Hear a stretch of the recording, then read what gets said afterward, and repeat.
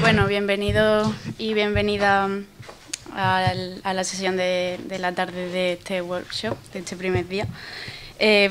Tenemos 4 comunicaciones y vamos a dar paso a la primera, que la hará Gabriel Augusto de Carvalho, que viene de la Universidad de Sao Paulo, y está titulada La clasificación jerárquica descendente, una perspectiva pragmática para el análisis de discurso.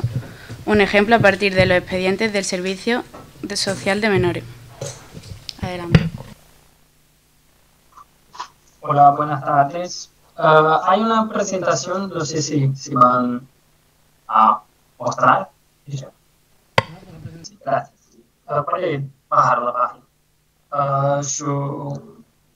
Buenas tardes. Yo me llamo Gabriel. Yo voy a presentar mi ponencia. Yo fui la Brigitte. Entonces, el Servicio Social de Asistencia y Protección a Menores fue establecido por la Ley 2497 en 1935 en São Paulo. Él se reorganizó según el decreto 9744 en 1938, dividiéndose en 3 subdirecciones con funciones específicas. Esta entidad se encargaba de supervisionar y distribuir los menores en establecimientos públicos y privados, basándose en informaciones del Instituto de Investigaciones Juveniles. Su objetivo era organizar científicamente la asistencia a los menores, abordando aspectos sociales, médicos, psicológicos y pedagógicos. La estructura incluye el juzgado de menores, refugios provisionales, el Instituto de Investigación Juvenil, la Comisaría de Menores y establecimientos de reeducación, preservación y reforma. Toda esta organización implicaba un registro continuo que pudiera informar a cada una de estas instancias encargadas de recibir el menor bajo su cuidado, sobre sus características, inclinaciones, carácter, tendencias, aprovechamiento e influencias circundantes del medio, así como sobre las terapias aplicadas en cada caso, su eficacia, duración y objetivos. Por lo tanto, esta misma estructura creaba la necesidad de producción documental sobre los menores, los expedientes del Servicio Social Menores. Estos son, por lo tanto, documentos que tienen un sentido práctico, que fueron producidos por agentes públicos que realizaron trabajos sociales con niños y adolescentes en esa época. Puede bajar la página. Estos expedientes, compuestos principalmente por intercambios de correspondencia entre instituciones, permitirán coordinar acciones para abordar la incertidumbre y el riesgo asociado con los menores y sus conductas. Además, al estar formados principalmente por intercambios de correspondencia entre las instituciones, los registros facilitarán la cohesión de un conjunto heterogéneo de instituciones, permitiendo actuar como un todo a pesar de las disputas internas y las diferentes lógicas locales de los empleados. En resumen, los expedientes son herramientas fundamentales para el gobierno y la gestión de los menores, al permitir el control de la aleatoriedad y de los riesgos representados por ellos, con el fin de lidiar con la experiencia colectiva de incertidumbre, específicamente el problema de la minoridad. En estos términos, el enfoque que proponemos de los dispositivos del poder encuentra una sólida base empírica en los experimentos de la CSM. Aunque no estén estandarizados, los expedientes tienen una extensión que varía según el tiempo de internación del menor y sus movimientos institucionales. Por lo general, constan de 10 a 97 páginas, con algunas variaciones, y están compuestos por una infinidad de documentos que van desde la ficha del menor hasta la sentencia, la ficha de movimiento, informaciones personales y exámenes médicos y psiquiátricos. Algunos expedientes contienen aún un documento denominado Síntesis Médico-Psicopedagógica, que presenta informaciones sobre los menores, sus antecedentes personales, hereditarios, así como su situación en el medio social y familiar. En este sentido, buscamos leer los expedientes a partir de las preguntas de investigación expresas en el slide. A partir de estos documentos y las preguntas de investigación, podemos observar que la función del servicio organizar la asistencia social a la minoridad de manera científica. Solo así podría también conducir a los menores en una dirección común, según un propósito o una racionalidad conjunta que es fruto de las disputas entre los actores que conforman el día a día del servicio.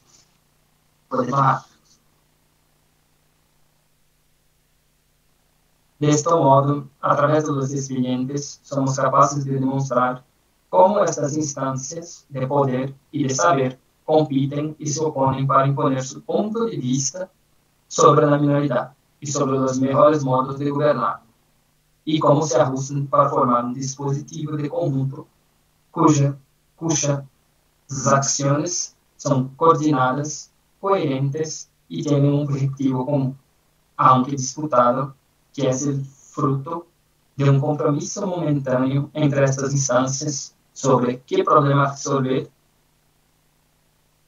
y sobre los mejores medios para resolver.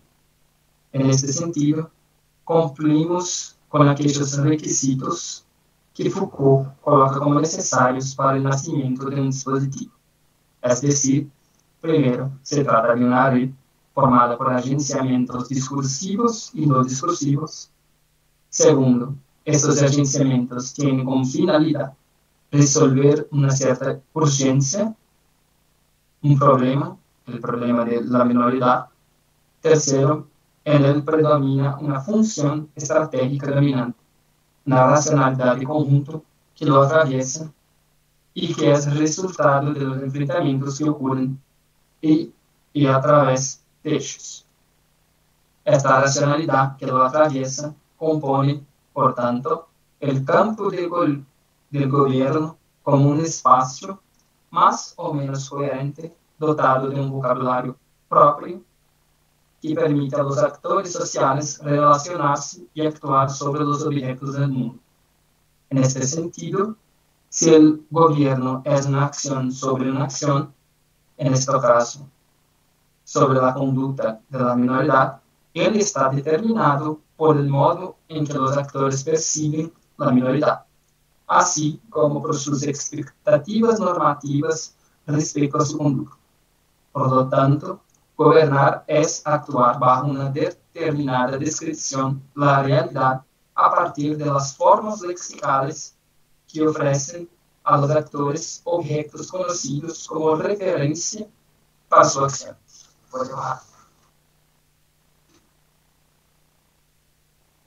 Lo que nos remite a la noción de Reiner de mundo lexical, a través de la cual proponemos aproximar discursos y prácticas de gobierno. Esto se debe a que los enunciados poseen un poder performativo, crean los objetos con los cuales los sujetos pueden relacionarse, por lo tanto proporcionan los objetivos para la acción del gobierno. En otras palabras, son fundamentales para la forma en que vemos nuestro entorno y a nosotros mismos. Por lo tanto, participan en la forma de organizar el mundo social. En este sentido, Reiner propone sustituir la noción de individuo por aquella de sujeto enunciador, así como considera un discurso como un conjunto de enunciados elementales que son posibles de identificar a partir de un algoritmo, a partir de la propia estructura de un texto o de un discurso. Los enunciados están formados, a su vez, por un conjunto de palabras, las formas lexicales, que también son, según su perspectiva pragmatista, un conjunto de objetos de referencia para la acción. El mundo gobernable gobernable es, por lo tanto, producto del discurso. Este crea un mundo naturalizado sobre el cual es posible actuar concretamente y materialmente porque los objetos son conocidos, son familiares. Es con el objetivo de hacer la topología o la cartografía de este campo discursivo del gobierno formado por diferentes mundos lexicales que determinan los puntos de vista de las lógicas locales de los sujetos enunciadores que utilicé el método de clasificación jerárquica descendente, la CHD, ya que permite una visión global de este campo, las disputas y las relaciones de poder que se dan en su interior, alrededor de los fundamentos temáticos del discurso, cada uno caracterizado por un vocabulario determinado que sirve de criterio de identificación y de oposición de grupos. Puede bajar. Por lo tanto, el mundo lexical es el lugar desde donde el sujeto percibe los objetos y expresa su punto de vista a través de una acción coherente de nombrados. Acción que implica, por lo tanto, incluso una especie de lógica local que busca disponerlos de cierta manera para obtener un dado efecto. Es decir, implica una especie de cálculo reflexivo. En síntesis, proponemos un enfoque pragmático del gobierno como campo discursivo, que busca observar cómo los discursos, los enunciados y las palabras producen las prácticas de conducción de conductas, haciéndolas al mismo tiempo posibles y necesarias en virtud de los objetos que se les proporcionan como naturalizados, conocidos de la misma manera en que determinan los intereses, las motivaciones y los objetivos de los sujetos que gobiernan, al imponerles ciertas reglas sobre lo que se puede decir, hacer y saber. A través del método procuramos descubrir cómo actúan los individuos encargados de la gestión de la minoridad, siendo posible acceder a esta dimensión de la acción, dado que está determinada por lo que se dice, cómo se dice y desde dónde se habla. Puede bajar. Para llevar a cabo la CHD, el programa utiliza un corpus textual de 19 expedientes organizados en una tabla de doble entrada para analizar el discurso. El objetivo es clasificar los enunciados del corpus en función de la presencia o ausencia de formas lexicales, resaltando los mundos lexicales definidos estatísticamente. Las palabras se lematizan para reducirlas a su forma básica, flexionada. Y los lexemas se separan en formas activas y suplementarias. Las formas activas se utilizan para el análisis, mientras que las suplementarias ofrecen informaciones complementarias. El programa realiza una doble segmentación del texto para encontrar unidades de contexto, donde verifica las concurrencias de las formas activas. La primera segmentación es hecha en función de la puntuación del texto y la segunda en función de un criterio formal, un número X de palabras plenas. La clasificación jerárquica descendente se realiza sobre esta tabla y proporciona un árbol jerárquico para agrupar u oponer segmentos de texto en función de sus formas activas. Las clases representan así lugares asociados a la actividad coherente de un sujeto enunciador. Los resultados del análisis se interpretan como diferentes posicionamientos sobre cómo gestionar o objetivar el problema de la minoridad. El método identificó 7 clases a partir de 168 segmentos de texto y 1118 formas activas. Puede bajar.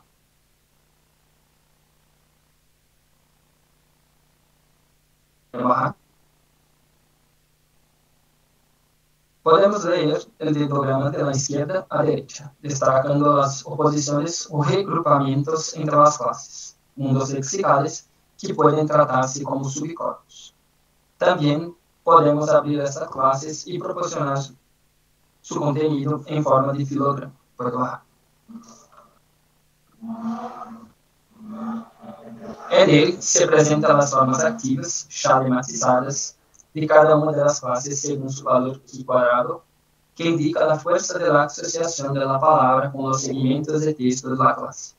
También es posible proyectar los resultados en un plano factorial para observar mejor las posiciones adoptadas en el campo discursivo, así identificado.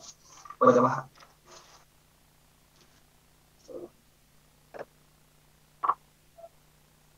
Puede bajar.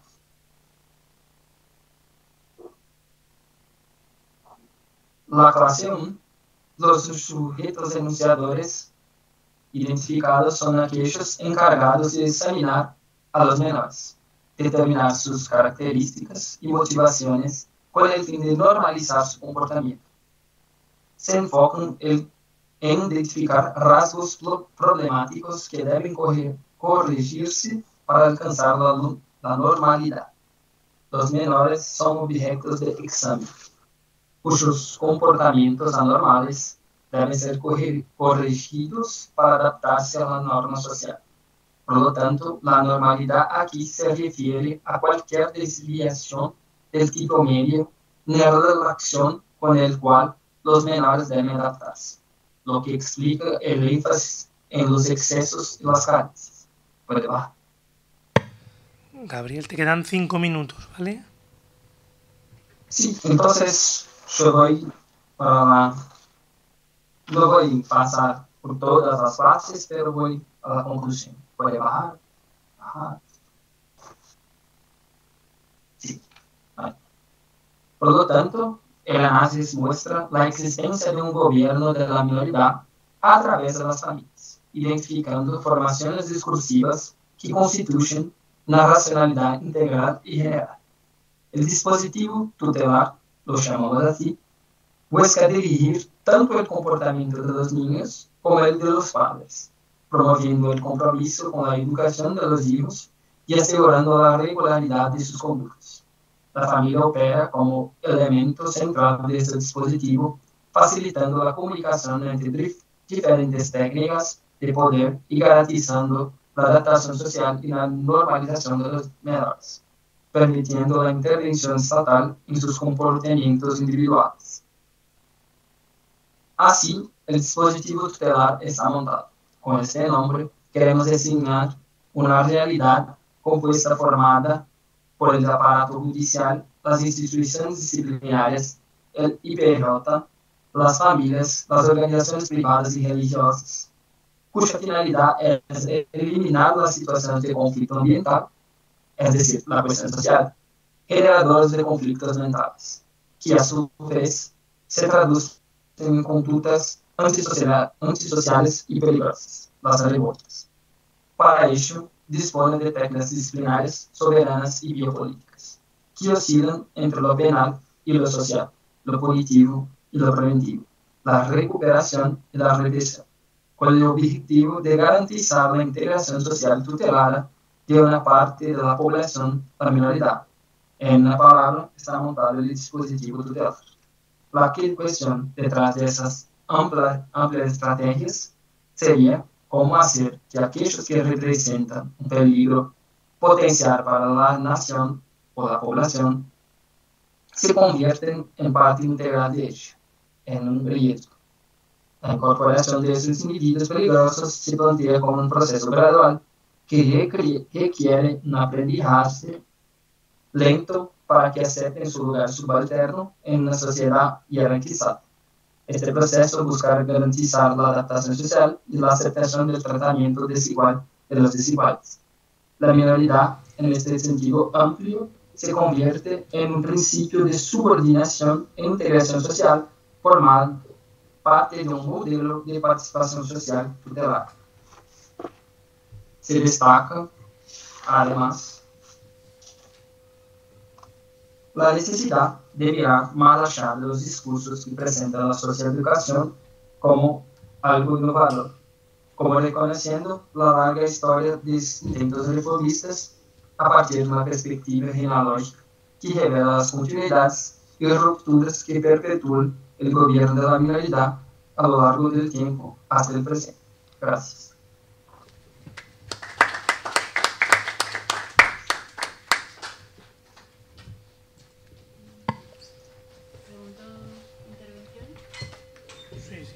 Vale, muchas gracias, Gabriel. Si alguien tiene alguna intervención, alguna... No, directamente la segunda. ¿La siguiente? Vale.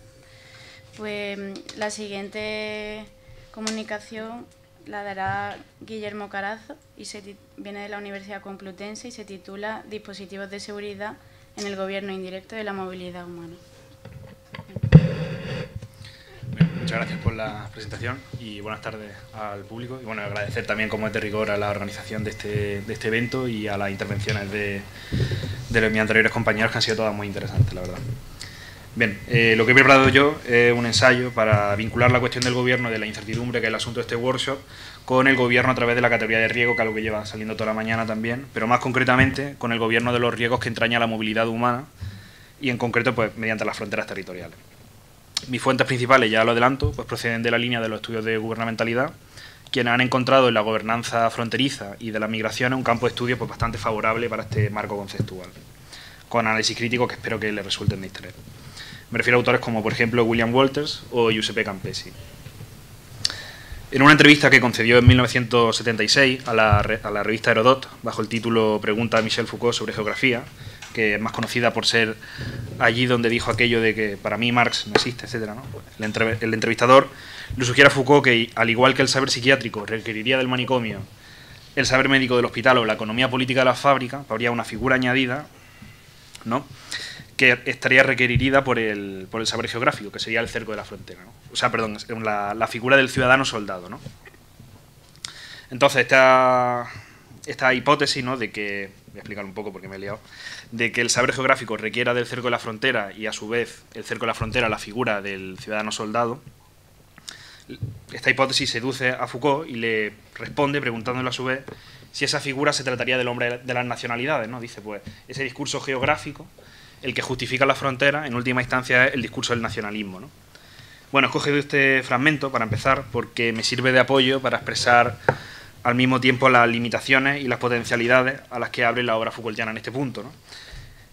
Porque lo que tal vez no previó Foucault, o tampoco trató, ¿no?, fue que las fronteras territoriales o interestatales pudieran ponerse no bajo la hipótesis nacionalista, en la que las pertenencias y las identidades políticas son centrales, ¿no?, sino bajo la hipótesis biopolítica que él mismo estaba estudiando bajo la categoría de gubernamentalidad, ¿no? A ver, ciertamente la asociación con los discursos geopolíticos es difícilmente criticable, ¿no?, puesto que parece la tierra natal de todo lo que concierne a las fronteras, ¿no? Sin embargo, desde los estudios especializados de raíz Foucaultiana, pero también en términos más amplios, pues sí que se ha producido en los últimos 15 años especialmente un desplazamiento de este sentido común, por razones extraacadémicas que son muy evidentes y en las que, bueno, tal vez no merezca la pena insistir, pero por decirlo muy rápido, que el hecho de que, a diferencia de lo que le ocurre al capital, pues las trabas a la libertad de movimiento que se encuentra una inmensa porción de la población mundial, pues se han multiplicado, ¿no? Disculpen el tópico. Pero bueno, lo importante es que frente a la defensa militar, la demarcación de una jurisdicción y el gravamen del comercio internacional, que son todas ellas preocupaciones soberanas, para un número relevante de fronteras, hoy se ha vuelto preponderante la función más bien policial de modular las condiciones en que se accede a la red global de mercancías, servicios y comunicaciones. Como toda genealogía, el estudio de los dispositivos de la movilidad humana debería estar en condiciones de apreciar tanto el pasado del que beben ciertas técnicas de poder, como también las discontinuidades que interrumpen en un determinado umbral histórico. Entonces yo en esta ponencia, en esta comunicación, voy a intentar equilibrar estas dos facetas, ¿no? Primero voy a hacer un abordaje conceptual del riesgo y la incertidumbre en los dispositivos fronterizos, y luego uno un poco más histórico, en concreto en torno a la técnica del pasaporte, lo cual me llevará a concluir con algunos diagnósticos epocales en torno al régimen de fronteras en la globalización neoliberal. Este ejercicio quizás no sea exactamente Foucaultiano, pero sí que está muy presente, al menos como telón de fondo, en los autores que han trabajado estos temas a partir de una herencia Foucaultiana. Y ya como última advertencia preliminar, decir que no voy a hablar tanto de la incertidumbre en cuanto constituye a los sujetos que atraviesan los artefactos fronterizos, es decir, en cuanto que los subjetiva, que ya habrá tiempo de hablar de eso, sino que en su lugar me voy a centrar más bien en la incertidumbre con la que cuentan y contra la que luchan esos mismos dispositivos fronterizos, para producir su espacio como un medio intervenible y, en última instancia, pues regulable. Desde esta perspectiva sí que se apreciará que existen ciertas clases de subjetividades a las que se les captura, detecta y lee en clave de riesgo. Bien, empiezo con la primera parte. Resumiendo bastante aceleradamente, porque también algo que se ha estado hablando toda la mañana, la gubernamentalidad, tal y como la encontramos en el curso de Seguridad, Territorio y Población, pues abarca el conjunto de instituciones, procedimientos y reflexiones que tienen por blanco a la reflexión. La seguridad tomaría la forma de una intervención sobre el campo de posibilidades de acción de los sujetos, no contra su libertad, sino a través de ella. Esto se traduce en que la labor que acomete ante todo es la de acondicionar el medio en el que se desenvuelven esas conductas, en función de cálculos probabilísticos y de cara a neutralizar ciertos riesgos que se prevén, ¿no?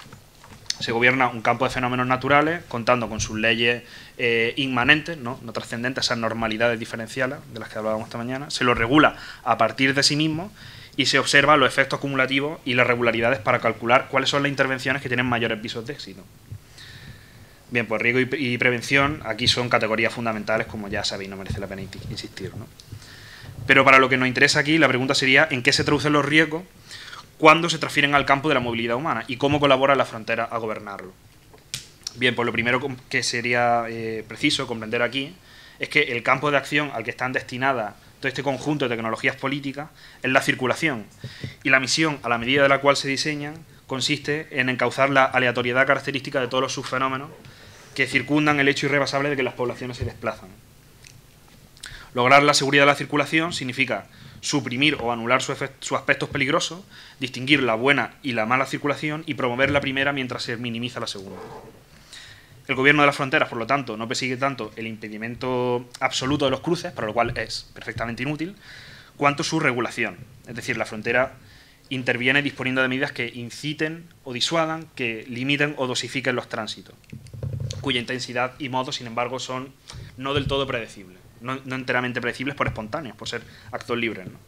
Estos rasgos pues incitan a referir, también como se ha dicho esta mañana, la frontera antes como filtro o válvula, membrana, ¿no?, que como simple barrera. Regis Debray, en un librito que se llama Elogio de la frontera, sintetiza esta idea en una metáfora que me parece clarificadora. Dice: decir de una frontera que es un colador es hacerle justicia. Fin de la cita. Bueno, ¿por qué? Porque ese es precisamente su procedimiento central, seleccionar. Esto es crear y coordinar diferentes regímenes de movilidad. Es decir, en dos palabras, las fronteras son máquinas clasificatorias. Los dispositivos fronterizos, entonces, pues evalúan los riesgos implicados en todo el espectro de la movilidad humana, los clasifica y calcula sus probabilidades. Distingue lo sano de lo enfermo, lo peligroso de lo inofensivo, lo legítimo de lo ilegítimo, o bueno, incluso en concreciones pues más mayores, ¿no? Pues por ejemplo, el trabajo cualificado, el trabajo no cualificado, ¿no? En esta temporalidad que se inclina ante todo hacia los acontecimientos y los comportamientos futuros, por anticiparse a ellos, ¿qué se considera un riesgo? Es algo que permanece indefinido y que se determina circunstancialmente. En consecuencia, todo es politizable como un riesgo y, por lo tanto, susceptible de ser perseguido en la frontera. La amenaza terrorista, está un poco evidente, parece, ¿no?, el abuso del visado, la entrada y residencia irregular, la falta de seguro médico, el activismo político, las dificultades financieras, ¿no? A resolver esta indeterminación ayudan las tecnologías de datos que suministran guías para reglamentar la decisión de los funcionarios de enlace, pero también de agencias privadas como por ejemplo las compañías aéreas para decidir si permitir o no un determinado cruce. Porque un efecto necesario de esta lógica clasificatoria a la que me estoy refiriendo es que los dispositivos fronterizos operan necesariamente repartiendo en al menos dos niveles. Primero, una generalidad de circulación que acelerar, que no entorpecer, que incluso incrementar y favorecer, por ejemplo, la clase media turista, ¿no? Este sería un ejemplo. Pero junto a ella, o paralela a ella, pues tendría que haber una segunda generalidad cuyos elementos encarnan el riesgo, en tanto portadores del riesgo social. De modo que, sometiéndolo a una presunción de sospecha constante, se debe estar en condiciones de prevenirlo, detectarlo, ralentizarlo, desviarlo y, en definitiva, sustraerlo hacia procedimientos específicos. Bien, paso a la siguiente parte, que había dicho que era en torno a la técnica del pasaporte, ¿no? Porque, bueno, ligando con esto que estaba diciendo ahora mismo, pues la siguiente pregunta sería, bueno, ¿y cuáles son las técnicas que ponen en juego esa diferencia propia de la racionalidad securitaria? Es decir, ¿cómo se acomete esa distribución jerarquizada de la subjetividad en tránsito? Bien, pues, para responder, ya he dado un poco la respuesta por adelantado, ¿no? Pero partamos de que todo arte de gobierno se rige de algún modo por el principio omnes et singulatim, ¿no? Me acabo de referir un poco a los términos del omnes, y hay uno del singulatim que ha sido especialmente estudiado por distintos autores de filiación Foucaultiana, ¿no? Que es la técnica del pasaporte. La individuación mediante los documentos de identidad. Bien, pues esta técnica es fundamental, es una condición sine qua non para la instauración del control fronterizo, ¿no? A lo largo de su historia, el Estado-Nación ha ido mostrando cómo objetivar la identidad personal es indispensable para el ejercicio de su monopolio sobre los medios de la movilidad legítima. Hay un libro bastante bueno que os recomiendo que se llama La invención del pasaporte, de John Torpey. Está bastante bien. Muy bien, pues sobre esta base habría que decir también que la mejora de las técnicas biométricas y la implementación de las tecnologías digitales de las comunicaciones y la información ha ampliado y facilitado los controles fronterizos en sitios como, por ejemplo, aeropuertos, estaciones viales y ferroviarias, ¿no? Y esto ha llevado a no pocos especialistas a generalizar el término de las fronteras inteligentes, ¿no? Que en el que multitud de técnicas se superponen en su conjunto para mantener a un tiempo el imperativo securitario, pero sin ceder la participación en los beneficios de la globalización, es decir, agilizar el filtrado de un mayor caudal de cruces totales. Algunas de estas técnicas pues, podrían ser los sistemas de identificación de pasajeros y de revisión de equipaje automatizados, las bases de datos compartidas, algoritmos de análisis de riesgo, vigilancia audiovisual o el reconocimiento facial, ¿no? Como el gobierno de la movilidad y sus riesgos pues, muestran una adaptación constante a las variaciones de cada caso individual, a este singulating que me estoy refiriendo, pues resulta muy oportuna, o a mí me lo parece, la imagen de un tamiz cuya malla varía en cada punto, ¿no? Es una imagen que concibe Deleuze en el Post-Scriptum, que también ha salido esta mañana, para describir pues un rasgo específico de las sociedades de control, ¿no? De esta manera, pues siguiendo un poco la imagen, una frontera consiste en un conjunto de tamices superpuestos que crean diferentes experiencias de su aparato. Los elementos que se identifican como inofensivos pueden llegar a atravesar controles sin siquiera percibirlo, mientras que quien es valorado como portador de riesgo no es exagerado decir que lleva la frontera consigo.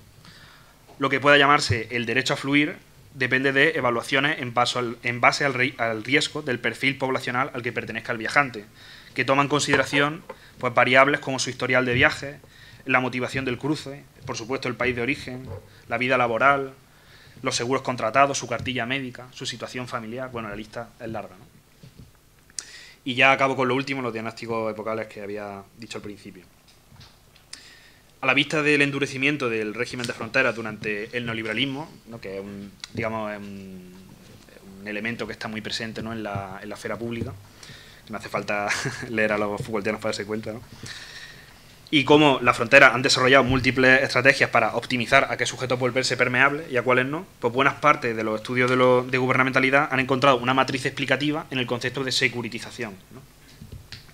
Con este neologismo, un poco forzado tal vez, se incide en cómo la puesta de los fronterizos bajo esquemas de seguridad es algo que, primero, es más reciente de lo que solemos pensar, y segundo, es un paisaje que tiene que construirse y reproducirse constantemente ante las resistencias que encuentra, ¿no?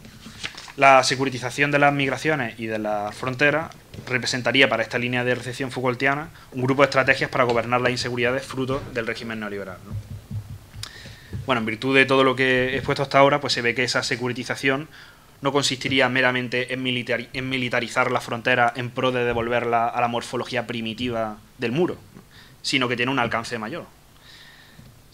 Sin restar importancia a los miles de kilómetros de muros que se han levantado y sofisticado en las fronteras desde el fin de la Guerra Fría, se trataría de no quedar fijados en esos códigos iconográficos que se promulgan en la esfera mediática, ¿no? Que en realidad lo que nos invitan es a reproducir la concepción represiva del poder contra la que tanto luchó Foucault, ¿no? En su lugar, estas nuevas arquitecturas de la globalización neoliberal deberían interpretarse dentro de una lógica integral del dispositivo fronterizo y de su economía de poder, que compromete un entramado más complejo y en el que creo que el propio concepto de dispositivo de seguridad pues, es enormemente útil, como intentas poner. A título meramente indicativo, diré que otra de las líneas de los análisis Foucaultianos, a raíz de este endurecimiento de la frontera, pues lo han ligado poderosamente al fenómeno de la deslocalización fronteriza, que refiere a la proliferación de puestos relevantes de control más allá de las ubicaciones de los bordes territoriales.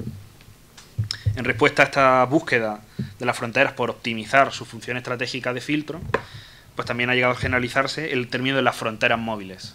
Os recomiendo ir al libro de Shachar, Shifting Borders, está bastante bien. A la luz de este fenómeno, pues habría quizá que integrar en los estudios de frontera la incertidumbre que producen los artefactos fronterizos, no solo en el momento ritualizado del cruce del límite geográfico, sino también los rendimientos en términos de gubernamentalidad sobre la circulación que se produce en espacios que son o bien externos al nacional.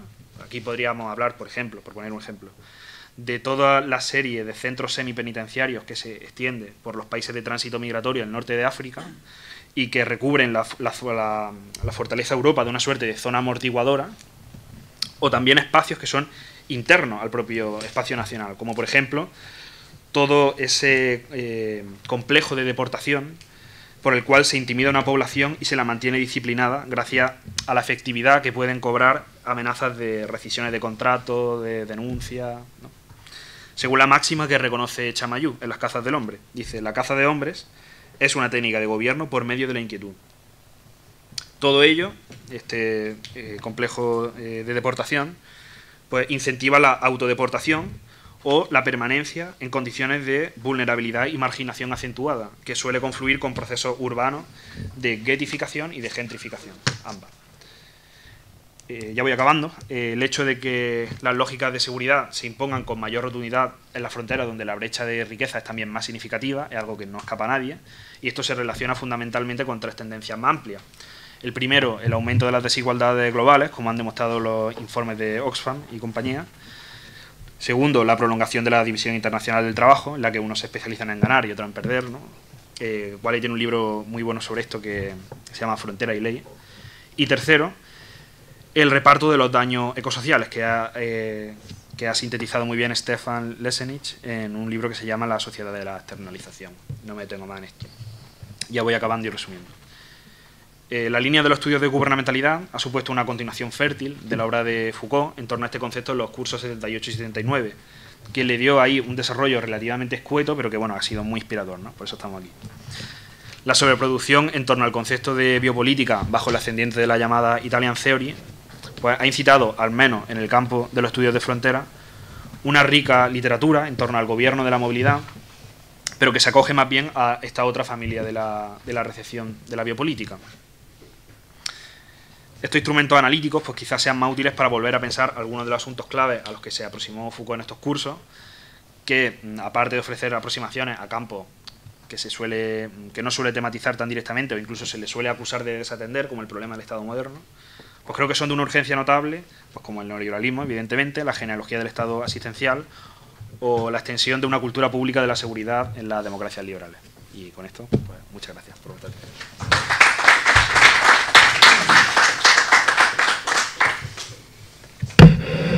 Muy bien, pues muchas gracias. Le damos paso a Alessandro Falconieri, que va a presentar, bueno, lo ponemos a proyectar también, Producir el espacio, gobernar lo aleatorio, Michel Foucault y la regulación biopolítica de la incertidumbre.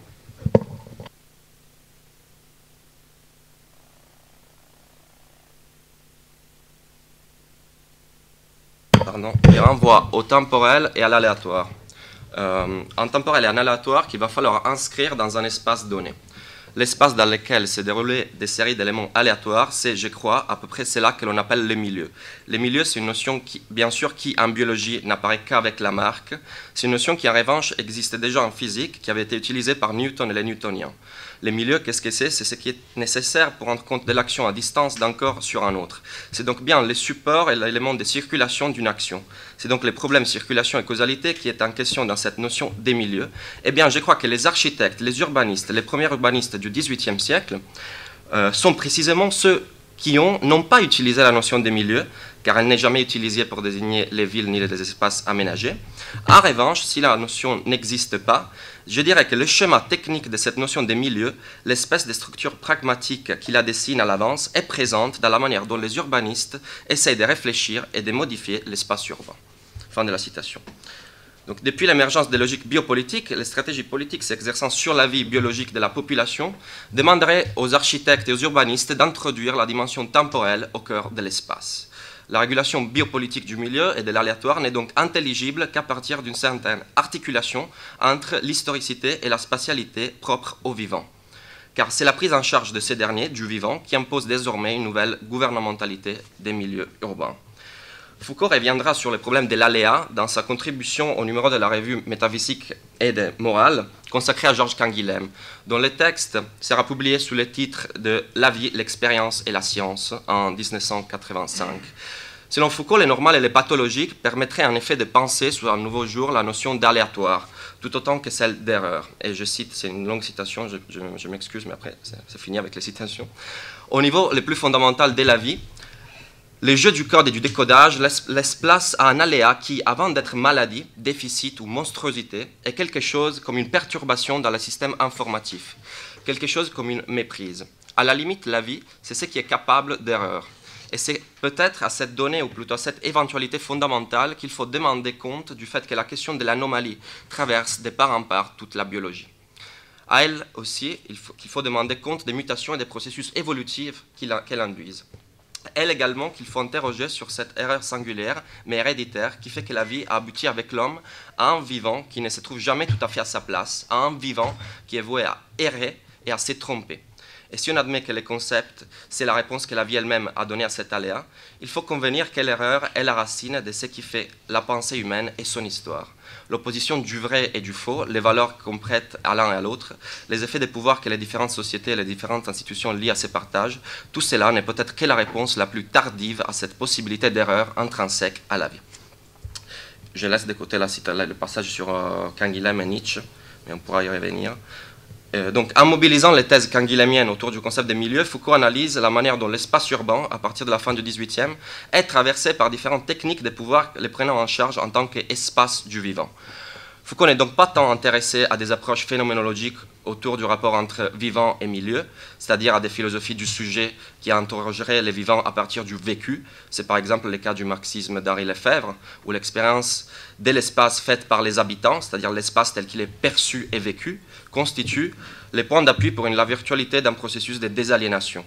Ou alors, dans un sens tout à fait différent, c'est le cas de la notion d'habiter développée par Heidegger lors de la conférence Bâtir, habiter, penser en 1951, où le philosophe allemand a distingué les deux concepts, l'habiter et habiter, en définissant ces derniers comme les traits fondamentaux de l'être, afin de repenser une co-appartenance ontologique entre la dimension de l'être et celle de l'espace. Michel Foucault, dans un entretien de 1977, publié sous le titre « L'œil du pouvoir », affirmait son intérêt pour un tout autre projet. Il y aurait à écrire une histoire des espaces qui serait en même temps une histoire des pouvoirs. Une histoire spatiale, fin de la citation.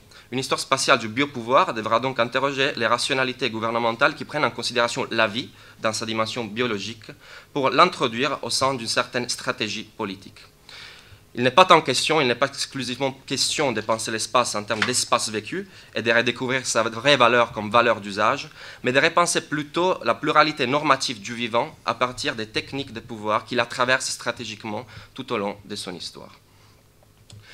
À partir de la méthode généalogique que Foucault emprunte à Nietzsche, on peut alors se demander selon quelle perspective et à partir de quelles exigences la question de l'erreur et de l'aléa relève-t-elle de l'incertitude, voire de l'inquiétude. Pourquoi ce qui est incertain, ce qui est de l'ordre de l'événement, du temporel, pose-t-il problème? En ce sens, les recherches foucaldiennes sur le biopouvoir s'avèrent fondamentales. La production de l'espace s'articule en effet à un savoir-pouvoir hygiéniste qui trouve sa légitimité dans l'idée d'une santé collective concernant la population, mais s'accompagne en même temps d'un processus qui vise sa division interne. Si l'unification de ces sujets-objets collectifs qui est la population n'est donc possible que grâce à sa naturalisation biologique et médicale, cette logique se développe simultanément en ensemble de pratiques administratives et politiques qui interviennent pour protéger certains groupes sociaux face au risque d'une population urbaine, c'est une expression de Foucault, devenue de plus en plus dangereuse. L'architecture moderne constitue un exemple particulièrement efficace à cet égard. Comme le souligne le philosophe de l'architecture Marco Assennato, je le cite, « Les architectures sont des artefacts produits à l'intérieur des dispositifs, c'est-à-dire des ensembles discursifs et des pratiques politiques.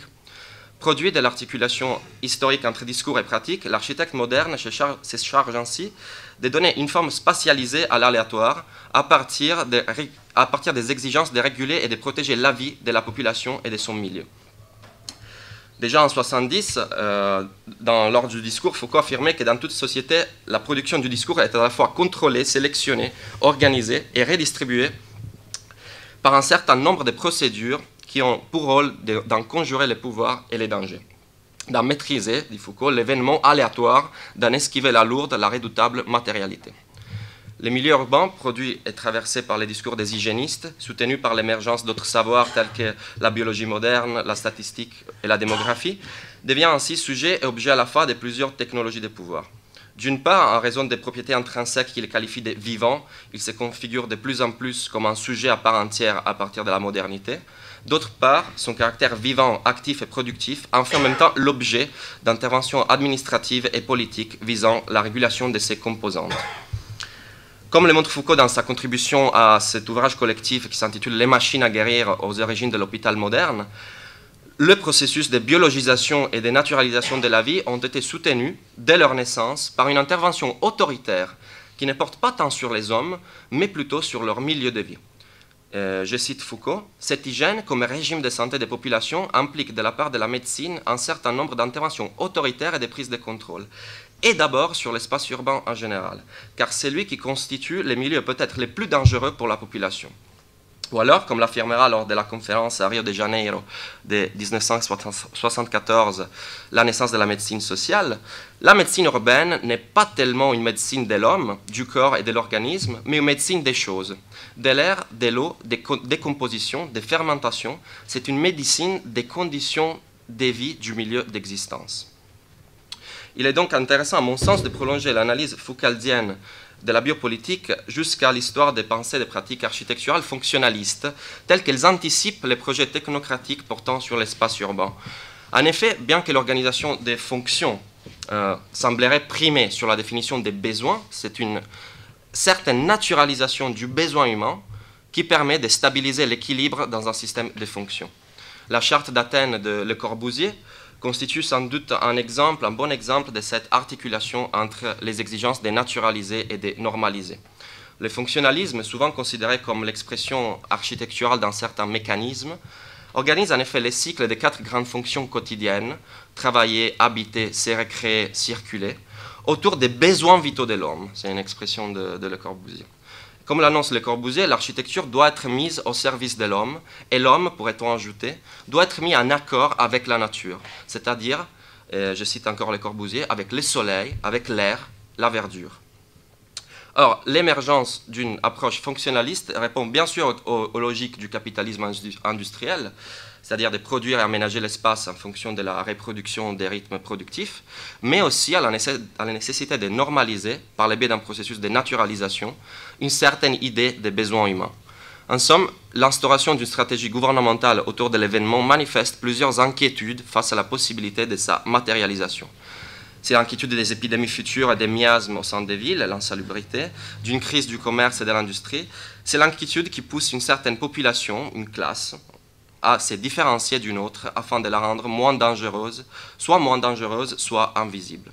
C'est l'inquiétude qui pousse les architectes fonctionnalistes à isoler et à séparer les corps afin de les désolidariser, tout en organisant l'espace en cohérence avec la moralisation des classes laborieuses et en distinguant par conséquent entre les bons pauvres et les mauvais pauvres. Et je conclus donc ainsi. La question de l'incertitude, analysée sous le prisme de l'aléatoire, en tant que caractère propre au vivant, nous offre peut-être la possibilité de comprendre l'émergence historique de certaines formes de savoir-pouvoir, notamment à partir de l'étude des techniques gouvernementales qui prennent forme à partir de ce qui inquiète notre actualité.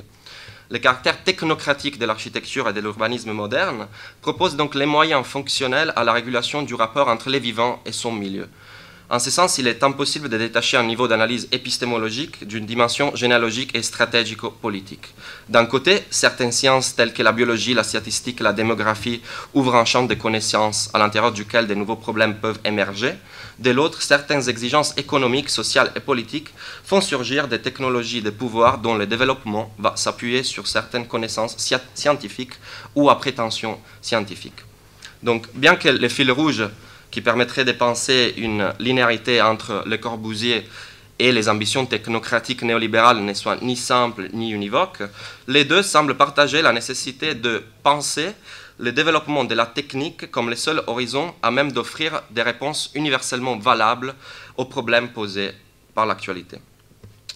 Toutefois, si l'architecte devient, avec Le Corbusier, un médecin de l'espace, c'est une expression de Henri Lefebvre, Ce n'est pas tant pour offrir aux hommes un nouveau rapport à l'espace, un rapport, disons, plus sain et heureux que les précédents, mais pour répondre aux exigences d'une médecine urbaine s'appliquant, comme l'écrit Foucault, non pas tant au corps du malade, mais plutôt au corps de la maladie. Donc, du projet de la ville fonctionnelle à l'hypothèse contemporaine d'une ville durable, un thème qui touche aux questions dont on a discuté même ce matin concernant la régulation et justement l'idée d'un capitalisme vert qui pourrait prendre en charge la régulation et la capacité de régulation intrinsèque au milieu. Ce sont des questions qui se posent aussi, même dans le cas plus spécifique des milieux urbains et des villes. La posture technocratique produit constamment l'illusion de résoudre les crises et en même temps s'avère tout à fait incapable d'en gouverner le processus, la transition, dont elle se porte comme garant. En somme, si le fonctionnalisme répond à un certain besoin de santé, c'est une expression de Barrett Kriegel qui avait collaboré à cet écrit sur l'histoire de l'architecture des hôpitaux modernes avec Foucault. Donc, si le fonctionnalisme répond à un certain besoin de santé, la pluralité et l'hétérogénéité du vivant sur lequel il s'exerce pourraient constituer les points d'appui pour opposer aux besoins de santé une toute autre demande de soins, ce qui implique de politiser les regards sur les différents milieux de vie à partir de l'analyse des différentes stratégies épistémologiques et politiques qui les traversent. Merci.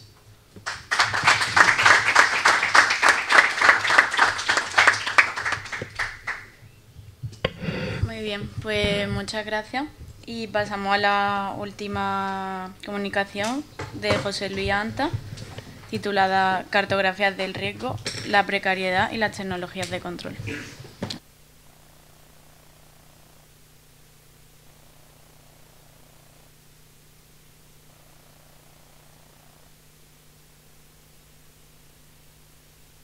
Hola. Bueno, buenas tardes. Pues sí, en efecto. Yo que he llegado tarde esta mañana, pero bueno, pero he llegado y tengo una sensación de déjà vu, que estamos todos circularizando, estamos haciendo una especie de 8 infinito, ¿no? Sobre determinadas ideas y yo en este sentido no creo que os vaya a sorprender prácticamente a ninguno. Aunque ahora lo trataré, aviso desde ya, no es tan fácil poner a Michel Foucault y a Ulrich Beck en el mismo plano. Esto hay que avisarlo desde ya. Sus intereses, formas de trabajar, lingüísticas, público al que se dirigen, etcétera, etcétera, etcétera, son prácticamente divergentes y no es fácil poner, aunque también hay que reconocer que hemos hecho de Foucault un santo y consecuentemente casi con toda seguridad le podemos rezar desde cualquier rincón, así de claro, ¿no? Yo cuando presenté mi cátedra hace ya unos cuantos, yo creo que en el pasado lejanísimo, y presenté mi cátedra, lo primero que hice fue reconocer que le dedicaba todo a Saint Foucault, no solo por mariquita, que también, sino porque no solo por lo que nos traíamos entre manos, sino también porque casi con toda seguridad para la gente de mi generación no ha existido prácticamente nadie más que Foucault. Bueno, en este trabajo que os presento parto de las ideas de Ulrich Beck en torno a la sociedad del riesgo, y quiero que quede subrayado la idea de sociedad del riesgo, que contiene dos, lo digo porque contiene dos palabras que en la sociología se entienden de manera muy concreta, que son sociedad y riesgo, que quedan perfectamente delimitadas y que seguramente cualquier análisis que hagamos desde Foucault automáticamente quedan desmembradas y dislocadas. La sociedad del riesgo, a la vez que de los conceptos de biopolítica, sociedad neoliberal, sobre gobierno, defensa de la sociedad y cultura de la seguridad, todos ellos provenientes de Michel Foucault, que nos permiten generar una cartografía bastante precisa de las crisis y las precariedades del occidente contemporáneo. Para Beck, nuestra sociedad tiene tres caras que la definen. Por un lado, la idea la idea de vivir en una sociedad del riesgo. En segundo lugar, la implosión casi exagerada de un sujeto individual, que él entiende como dueño de un único destino, donde se asume como natural la desigualdad social. Y esto va a ser muy importante porque el sujeto contemporáneo no se va a enfrentar con los procesos de desigualdad, sino que va a hacer una auténtica revolución para naturalizar la idea de que vivimos en una sociedad profundamente desigual. Y en tercer lugar, observa que la modernidad es ciertamente flexible, con unos contornos que se escapan a toda mirada directa. En definitiva, esta sociedad, la de Beck, se entiende en la gestión y administración del riesgo, en la medida que mientras que la sociedad clásica industrial intentaba dominar la naturaleza en cuanto que objeto externo, la sociedad contemporánea trata de crear un mundo supeditado a los problemas que ella misma crea.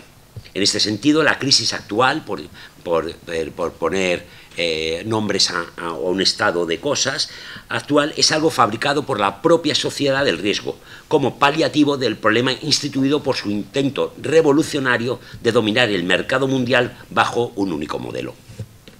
De esta manera, siempre se había entendido la modernidad como un mundo democrático, relativamente feliz, culto, urbanita e industrial, donde los peligros, fueran cuales fueran, eran consecuencias que acompañaban inevitablemente a los avances en ese proceso de irrevocable e imparable industrialización universal. Ya se ha tratado también este tema esta mañana. En esta segunda modernidad, sin embargo, el peligro del riesgo pasa a ser una consecuencia secundaria de aquello que es imprevisto, para convertirse en elemento central del desarrollo social.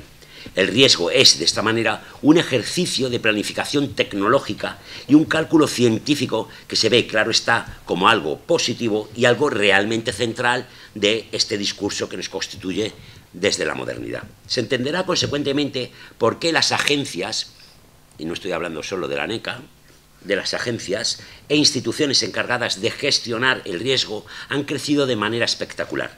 Y por otro lado, las instituciones del Estado no son, en este momento, sino sistemas apelativos que se ven como un lastre, léase la sanidad, léase la educación o simplemente los servicios sociales, o como ineficaces, véase el sistema policial o de justicia. Prácticamente no lo digo con la boca pequeña, prácticamente utiliza, por ejemplo, la gente de mi generación, que hemos utilizado a Foucault como verdadero ariete contra el Estado, ¿no? Y habría que, algún día vendrá alguien, irá a nuestras tumbas a decirnos qué estábamos haciendo, ¿no? Lo interesante de todo esto es que a la vez que las antiguas instituciones prestadoras de servicios que se ofertaban en el marco de la sociedad del bienestar, en cualquier caso por instituciones públicas, se debilitan o desaparecen, a la vez en su lugar sus valores, su conceptualización se ve ocupado por empresas de carácter privado que terminan por corporalizar toda la realidad social bajo un modelo empresarial, lo que ha significado que el trabajador, por encarnar a algo, ya no tiene las mismas prestaciones que cristalizaron en el modelo de bienestar, y por el contrario, que se aplique la lógica del bienestar a la empresa, el mercado, la competitividad, haciendo que la flexibilidad se convierta básicamente en una investigación, y quiero dejar claro que también una categoría de praxis que se entiende en la idea de la sociedad del riesgo, definido, como hemos dicho, por la individualidad, la globalización, la subpolítica y la pérdida de referentes de todo tipo.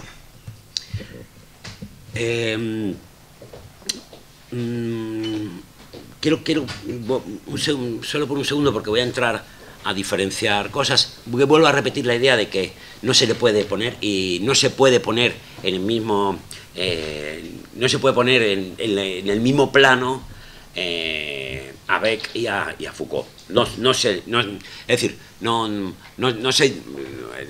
combinan bien, no son vinagre y un aceite, no combinan de manera adecuada. Pero sin embargo, lo hacemos porque entendemos que la cultura de seguridad, la cultura de la seguridad, de lo que entendía Foucault por cultura de la seguridad, seguramente esté de alguna manera también en el pensamiento de la sociedad del riesgo de Beck. Como sabéis, hago una pequeñísima acotación para erudita.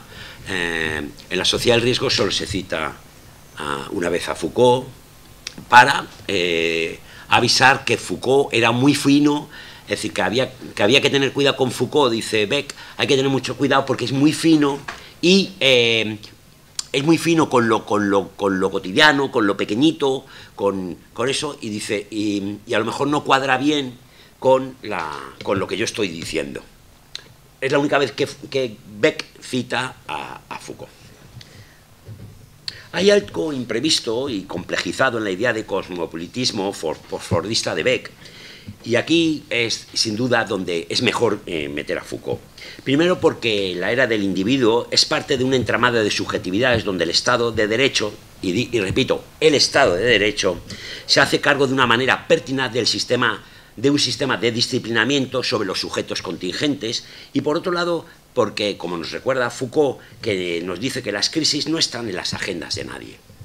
No hay agendas, y Foucault nos empeña una y otra vez, incluso el último Foucault, en recordarnos que no hay una agenda de crisis, que uno no puede ir a sacarse un dietario y decir que hay crisis mañana, ahora en junio, el 14 de junio, el 31 de octubre, como dice la canción, toca crisis. No hay crisis en las agendas, y en este sentido parecen más bien las crisis parte de una suerte de conquistas sociales, cuando no, la crisis es un verdadero abono para la economía del estado de bienestar. De hecho, una de las cosas más interesantes del cambio de sociedad industrial a esta sociedad en la que vivimos ahora, no sé cómo se llama, en red o como se quiera llamar, de la inteligencia artificial, etcétera, etcétera. Lo más interesante es que las revoluciones violentas ya no tienen sentido, y donde se pone en juego, y esto es Ulrich Beck, donde se pone en juego básicamente la idea de los dados y el azar. Hola.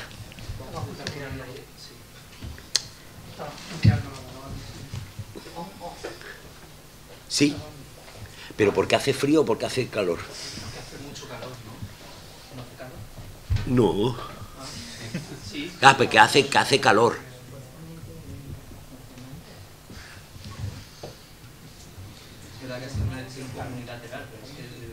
No, sí, está bien. Está bien. Gracias.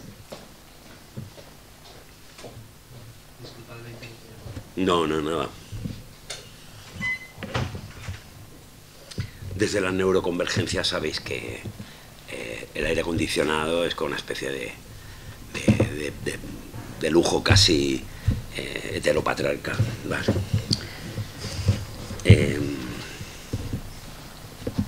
Es decir, como sabéis, las mujeres sí pasan calor, aunque haya aire acondicionado.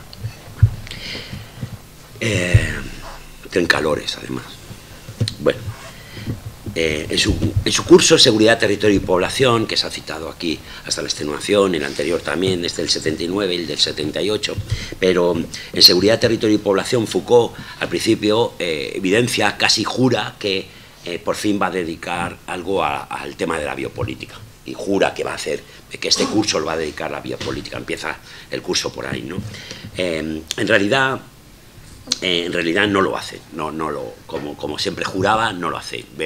Empezaba, los cursos eran los cursos de Foucault, para la gente que tuvimos la oportunidad de verle, eran una cosa y planteaba otra. Es decir, los cursos de Foucault, él en realidad estaba investigando allí delante de todos, estaba pensando delante de todos, ¿no? Y consecuentemente, aunque se los llevaba preparados a muerte, pero él actuaba en un sistema de pensamiento, y de hecho rompía los cursos para ponerse a divagar de otras muchas cosas, ¿no? Y, bueno, pues en el curso del 79 jura y perjura que va a explicar por fin ese concepto llamado biopolítica, que además es verdad que la biopolítica, como sabéis muy bien, Foucault lo va a explicar muy bien, pero no en ningún curso, sino lo va a explicar en una de las entrevistas que realizó a finales de los años 80, cuando él, sentado delante de un periodista, va a explicarla. Y lo que sí que hace Foucault en ese curso, que es muy interesante, es explicar los dispositivos de seguridad. Foucault plantea que la biopolítica surge en el poder soberano francés, cuando en el siglo XVIII y la puesta en escena de las formas revolucionarias del siglo XIX, el biopoder se establece como la administración de la vida, dice él, ¿no?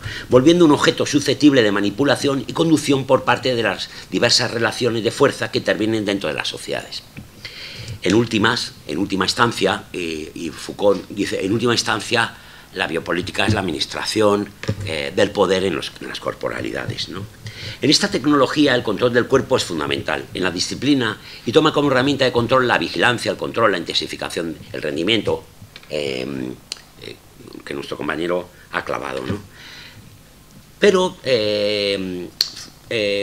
Foucault nos plantea que una cosa muy interesante es que nos dice que la biopolítica no es simplemente biopolítica con control del cuerpo, sino que él en este curso nos dice, estén más atentos a la anatomopolítica. Dice, estén más atentos a cómo, dice, no es tanto que alguien haya inventado el tenedor, piensen ustedes en un tenedor que todos utilizamos de manera universal hasta la extenuación. Hace poco alguien planteaba que el tenedor se usa porque es un proyecto civilizatorio que acaba con el cuchillo, que evita que te cortes con el cuchillo, ¿no? Y dice, no es el tenedor, dice Foucault, es la mano que desfila, ¿no? ¿Se acuerdan ustedes, no? Es decir, lo que hace es hacer una anatomía, cortar. Lo que hace la disciplina es proponer que todas las manos que desfilan se muevan exactamente, que se muevan incluso conscientemente, incluso razonadamente, desde un punto a la otra. Ya no se trata de hacer un saludo militar, sino que el saludo militar es básicamente la disciplina de dónde tiene que estar precisamente la mano cuando se saluda, cuando se ejerce una relación básica de poder. En este sentido, y agarrando esto de aquí, es donde Beck establece la sociedad del riesgo, afirmando que la sociedad da miedo. Lo que propone Ulrich Beck básicamente es básicamente que lo que pasa con la sociedad es que da miedo. Es decir, hay miedos instalados, miedos ancestrales, miedos, estas magias de lusianas, ¿no? Donde opera un caldo que opera para producir un nuevo producto químico que dé lugar a una nueva realidad, ¿no? Y esto cambia, básicamente, tengo mucho tiempo, estoy acabando ya, ¿no? Dime. Vale, perfecto. Dejadme un segundo y me voy a otro lado. Bueno,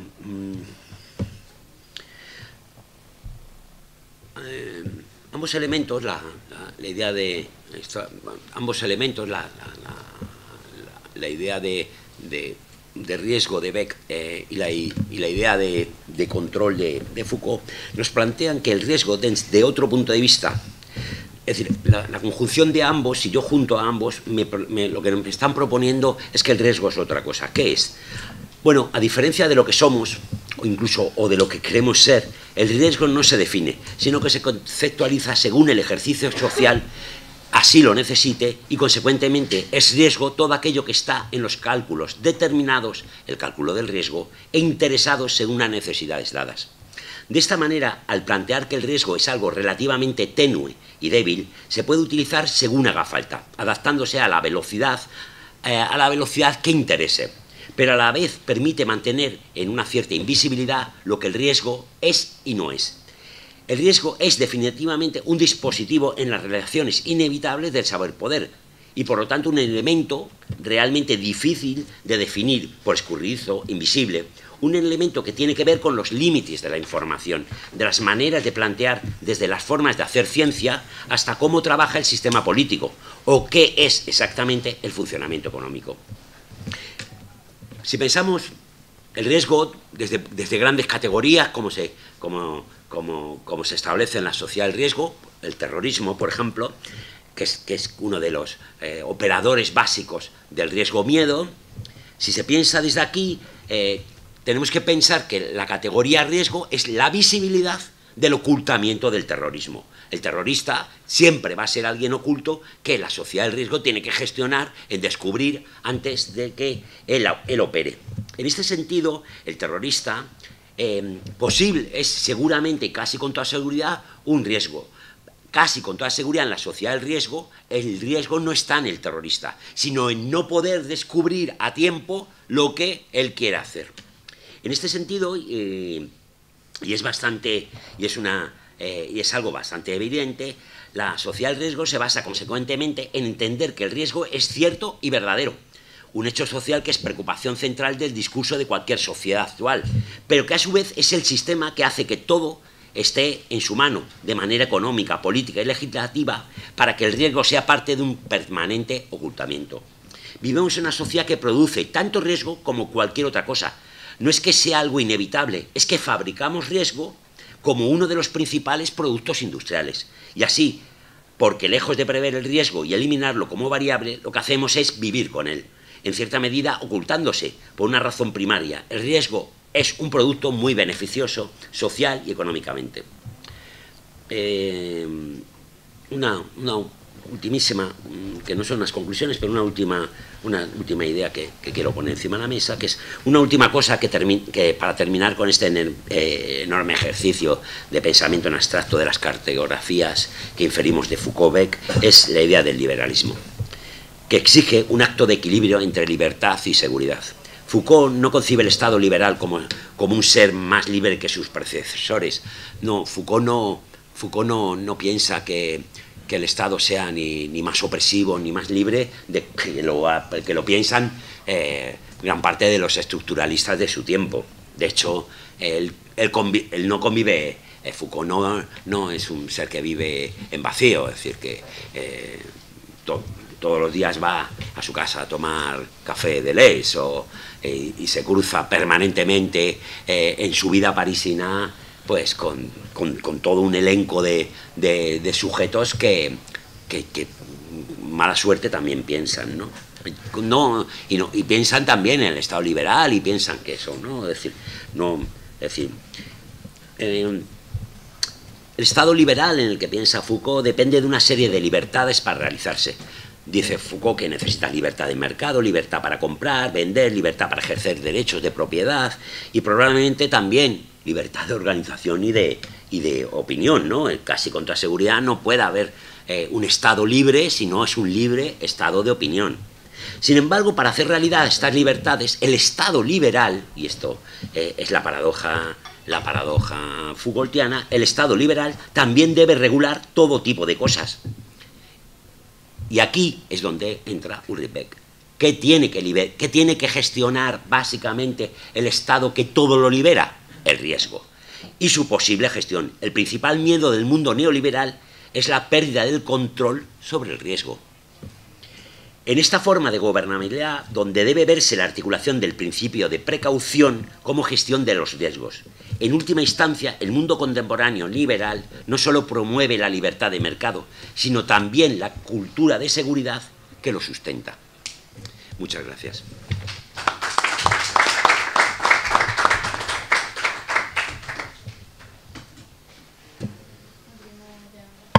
Vale, pues muchas gracias. Abrimos ya el turno de preguntas e intervenciones.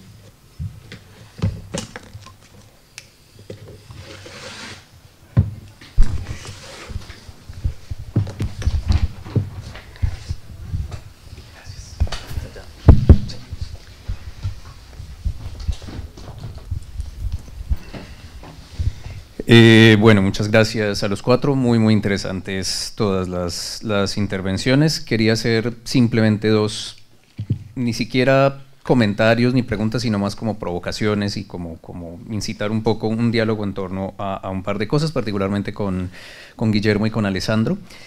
Con Guillermo, curiosamente, creo que llegamos a las mismas conclusiones y lo escucharán mañana. Voy a decir más o menos lo mismo que acabas de decir, lo cual pues está muy bien, creo, porque lo estoy diciendo yo, pero me agrada bastante. Y nada, quería simplemente una pequeña anécdota, aquí en el marco de lo que proponía José Luis también. Zweig, en El mundo de ayer, narra cómo salió de Austria, llegó a Estados Unidos y a India y jamás le pidieron un pasaporte. Y él cuenta precisamente esa transición y el hecho de que la transición del siglo XIX al siglo XX, que él vivió como el mundo del pasado, el mundo de la seguridad, era prácticamente intraducible para el siglo XX. El hecho de no tener necesidad de un pasaporte era algo que simplemente no había forma de entender, y que para nosotros sí es tan consustancial con la vida como cualquier otra cosa.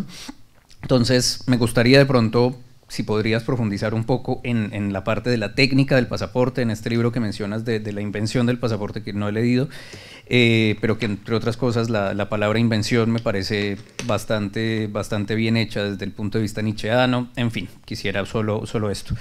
Y para Alessandro, ¿te puedo preguntar en español? ¿No hay problema? ¿Sí? Ok. También lo mismo, una pequeña provocación. Toda esta idea del espace du vivant, del espacio del viviente y demás, me preguntaba mucho por el cuerpo. Y pienso en Le Corps Utopique, claramente de 1966, si no estoy mal, que uno podría hacer perfectamente un enlace con todas las tecnologías de la constitución del sí, del último Foucault, de la sexualidad, del cristianismo, de la confesión, etcétera. No sé si de pronto has tenido la oportunidad de explorar un poco la idea del cuerpo como espacio, y precisamente como un espacio que gobierna también la incertidumbre de sí mismo a través de estas técnicas de disciplina, de los dispositivos de seguridad, etcétera, etcétera. Nada más, muchas gracias a los cuatro.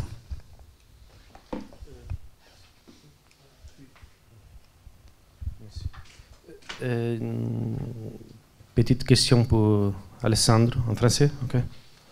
Alors, il me semble avant tout très intéressant ton intervention dans la mesure où tu cherches, il me semble, de politiser l'espace par les regards sur les milieux et sur les normativités qui existent dans les milieux. Ça, il me semble très convaincante. Et une petite question, c'est que lorsque tu as parlé du texte de Foucault sur les machines à guérir, tu as dit, tu as parlé d'un type d'intervention autoritaire, non pas sur les hommes, etc. Mais la notion d'autoritaire, elle était entre guillemets, c'est Foucault qui utilise cette notion ou c'est toi qui l'utilises? Ok. Merci.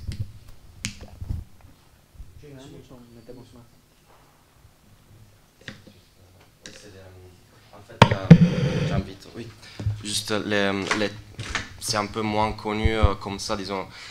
Les textes, c'est la politique de la santé au XVIIIe siècle. Non, il est dans les 10 écrits, mais ce texte-là a été publié la première fois, là, disons, son emplacement originaire, c'est dans cet ouvrage collectif qui avait été justement coordonné par Foucault, mais aussi par deux autres groupes de recherche. L'un, c'est les Serfi de Guattari, hein, et l'autre, les Corda, qui était un groupe d'architectes. Et c'est dans ce texte-là qu'il y avait cette idée au XVIIIe siècle, une intervention autoritaire, pas sur les hommes, mais sur les choses. Donc, ouais.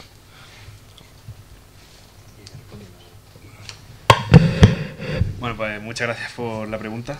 Te voy a responder también con alguna otra anécdota, ¿no? Sobre esta, sí, pues algo al final que tenemos muy naturalizado, ¿no? Que es la cuestión de que haya un documento, ¿no? Que acredite y que se renueve y que esté, pues, bueno, que acredite la identidad personal, ¿no? Y que se renueve cada tiempo, etcétera, ¿no?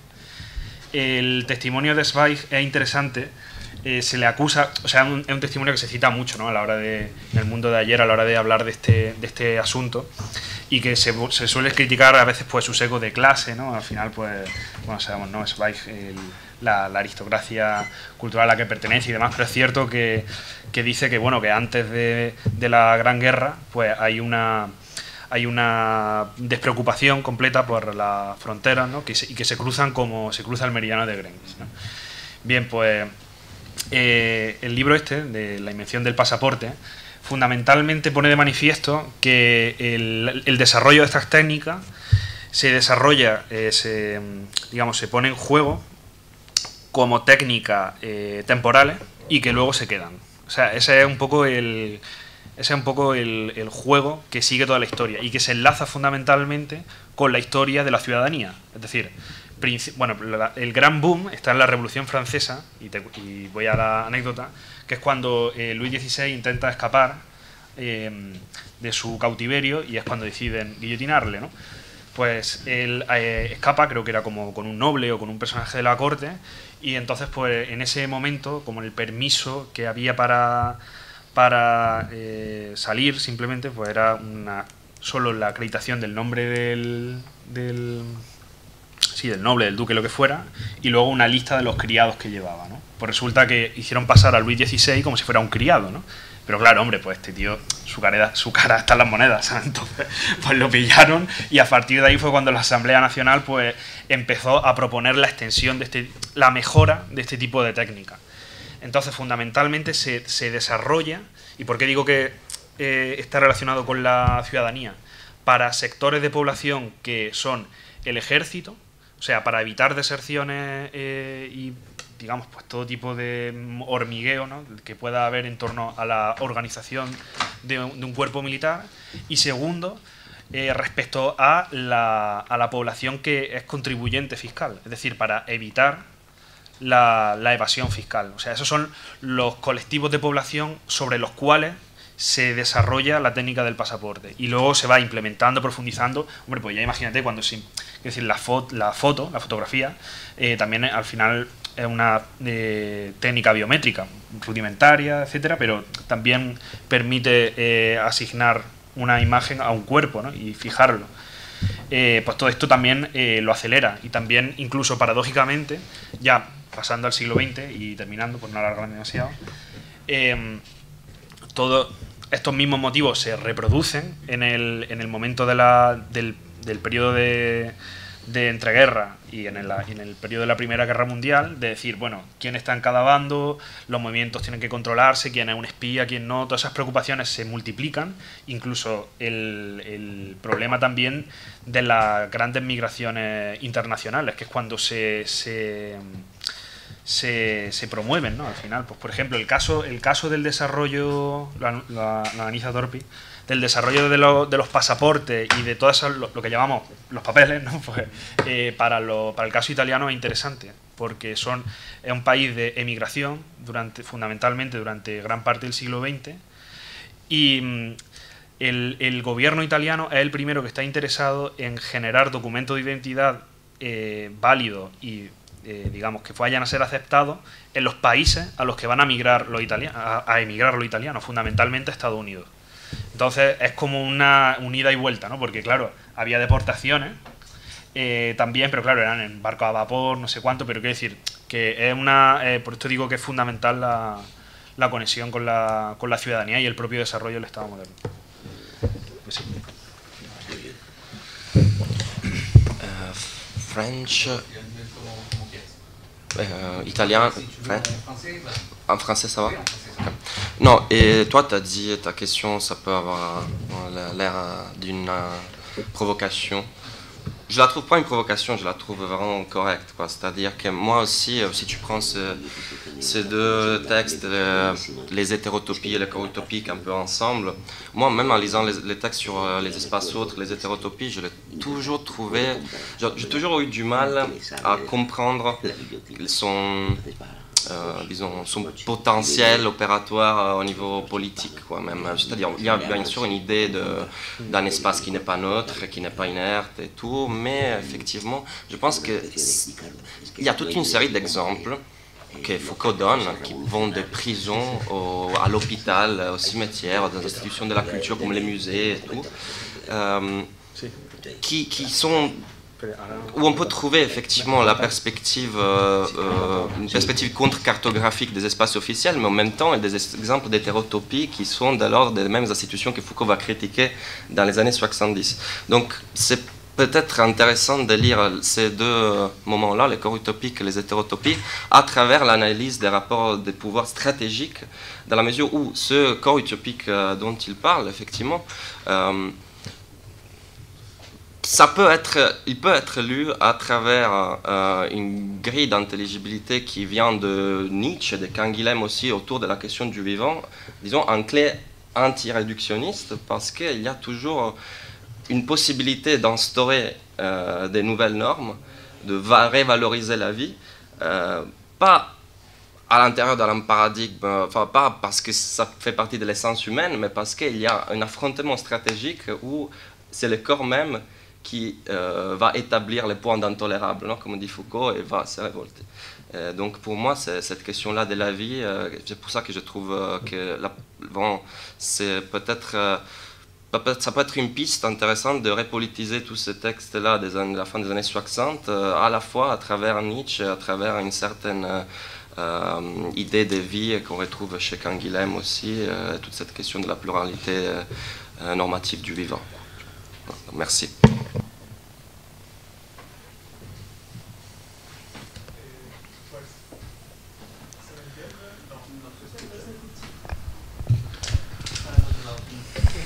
¿Se me entiende? Perfecto. Bueno, voy a intentar hacer la pregunta en español. Es para José Luis. Porque al final, si no me equivoco, dijiste que el principio de precaución es como si fuera un elemento llave en la gubernamentalidad neoliberal.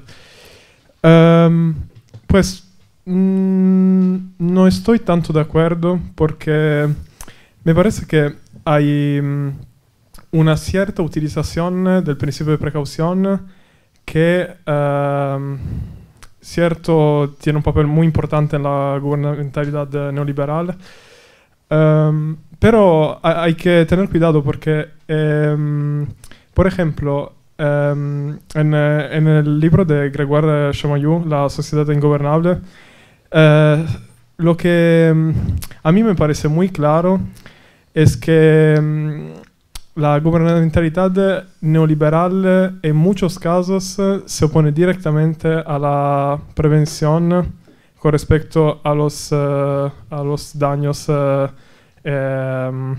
ambientales, vamos a decir. Y por lo tanto hay muchos casos en que el principio de precaución no es un instrumento de la gubernamentalidad neoliberal, sino un instrumento que puede ser utilizado contra la gubernamentalidad neoliberal. Es decir, por ejemplo, yo pienso que podemos pensar en el principio de precaución como instrumentos que algunos grupos sociales se pueden utilizar para reivindicar, por ejemplo, un derecho a la salud. Bueno, por lo tanto, lo que no estaba de acuerdo con la idea que el principio de precaución por sí mismo es, bueno, es un elemento llave de la gubernamentalidad neoliberal. Creo que en algunos casos específicos sí. Por ejemplo, en el ámbito de la prevención del crimen puedo estar de acuerdo. Pero hay muchos otros y, por ejemplo, el principio de precaución con respecto al medio ambiente a mí no me parece un elemento llave para la gubernamentalidad neoliberal. No, sin duda, sin duda. Es decir, que, claro, es decir, que los teléfonos móviles no prevén bajo ningún concepto la extracción de Coltrane o de alguna de las cosas estas extrañas que llevan los teléfonos móviles. No, claro que sí, no. Pero lo que yo trataba de decir no es que se prevea se prevé, es decir, no es que el mundo neoliberal, bueno, vamos a aclarar dos cosas. El mundo neoliberal, el mundo neoliberal tiene como, tiene cara A y cara B, es decir, el mundo neoliberal no es simplemente que haya un mundo neoliberal que funciona bajo un criterio económico, fuera de todo valor, de todo dispositivo, no. Es decir, el mundo neoliberal es un mundo lleno de dispositivos, órdenes de razón, etcétera, etcétera, de arquitecturas sociales, etcétera. No es... El problema del mundo neoliberal es que pone el acento de las economías, no la pone sobre la economía, es decir, digamos, así por entenderlo muy rápido, sobre el acento de las economías sociales. Entonces, cuando ya no es gobernar la sociedad, ya no es incluso ni protegerla, ya no hay que proteger a la sociedad, automáticamente, y este es el problema, digamos, la ventaja y el problema del mundo neoliberal. Cuando no hay que proteger a la sociedad no necesita ser protegida, automáticamente, digamos, yo puedo concentrar sobre la extracción, sobre las fronteras, sobre tal, gran parte de mis intereses. Es decir, así. Uno. Yo, claro, es que tienes toda la razón, es que no hay un principio, es decir, que se llame principio ya es sospechoso de algo. Es decir, es simplemente un principio, pero no quiere decir, es un principio, no quiere decir que sea un ejercicio rector, por supuesto. Y teniendo en cuenta además que hay que dejar claro, yo no sé, os diría a todos que hay dos palabras mágicas, es que el riesgo como tal, el riesgo, solo cabe entender el riesgo como una gestión, casi y es más, como una gestión dentro de los aparatajes, os diría de la estadística, de la administración de empresas, etcétera. Es que el riesgo, la gestión del riesgo no tiene cabida en otro proceso que no sea un mundo altamente planificado y planificador. Es decir, no tiene sentido. Mientras que otro tipo de principios sí que son realidades mucho más subjetivas. Es decir, muchísimo más subjetivas. Yo, por ejemplo, todos conocéis, ¿no?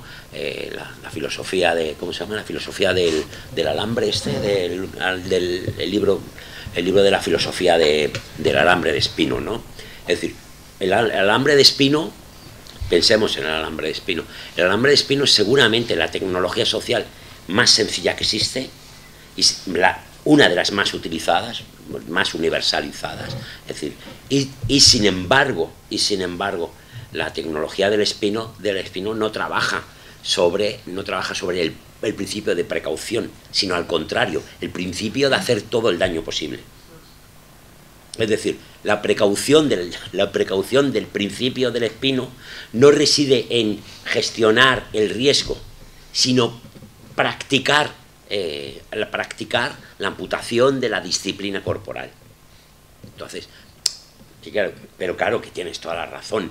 Es decir, lo que sí que sabemos hoy en el mundo neoliberal, estamos en la universidad.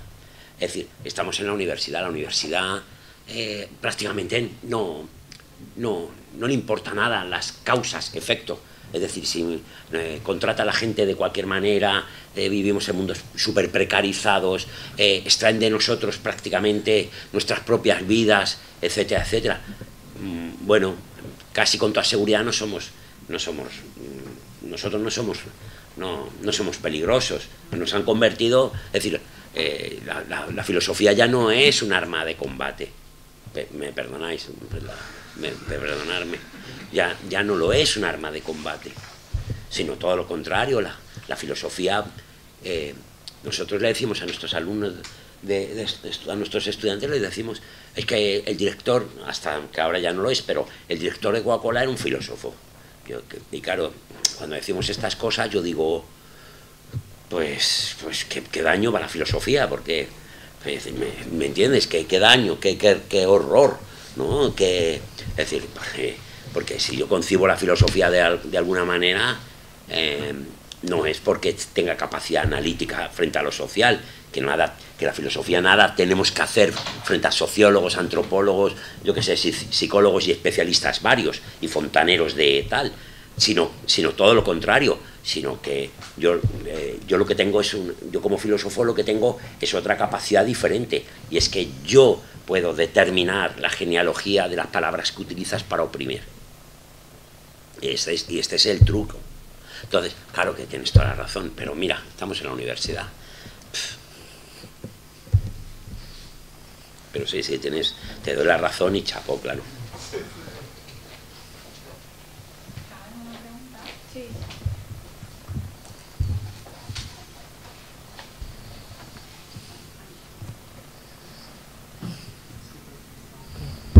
Ahí está. Bueno, creo que la pregunta es para Guillermo, la primera, y otra para Alessandro. Guillermo, te escuchaba dos preguntas muy pequeñitas. No lo mencionaste, supongo que de alguna manera lo has pensado, y entonces saber cómo el narcotráfico en relación a estos problemas de movilidad, porque creo que tiene como alguna singularidad en relación a otros procesos de movilidad, al menos como yo lo veo, porque la demanda de lo que supone el narcotráfico es muy alta. Entonces la selectividad probablemente juega de un modo distinto. No sé, en principio tendría a pensar que hay una dimensión de demanda en los países receptores de aquello que se trafica, que se pone muy en tensión con el control de la movilidad. Entonces que probablemente tenía alguna especificidad.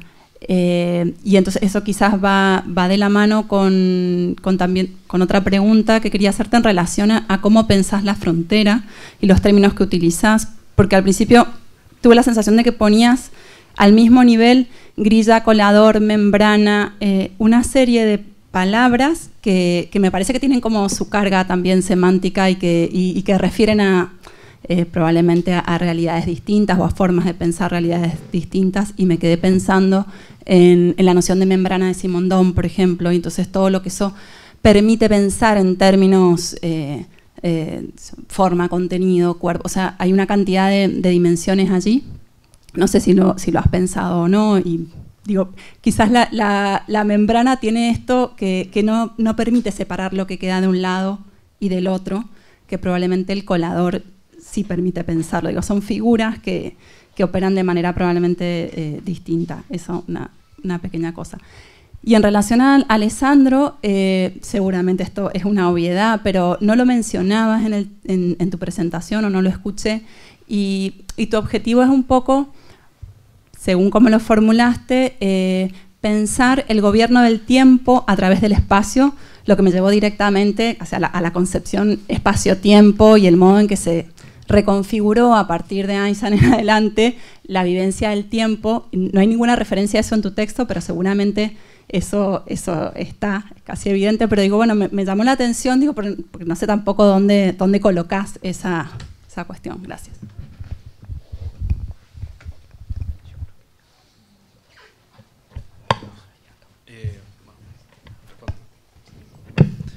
Bueno, muchas gracias por las preguntas.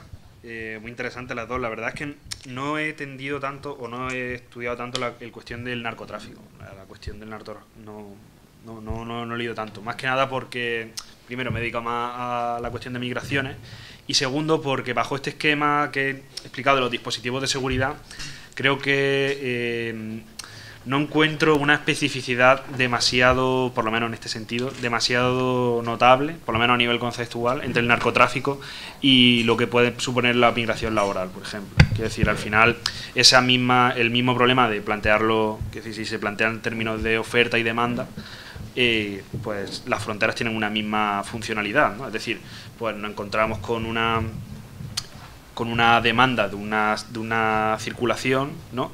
Que se entiende que hay un consenso a nivel europeo, a nivel de política europea, de que hay que luchar contra ello, que es como una especie de surtidor de amenaza al orden público, etcétera, ¿no? Pero que al mismo tiempo, de alguna manera, se tiene una necesidad de él, ¿no? En el caso de la migración irregular, por ejemplo, pues por las ventajas que se puede contar en el sector agrícola, muy claramente, pues de contar con un sector que está excluido del trabajo formalizado y en el que se pueden, pues, producir toda serie de abusos, toda serie de, ¿no? Entonces, creo que el tipo de agente qué es el narcotráfico respecto a la migración o respecto al terrorismo, por ejemplo, también sería otro.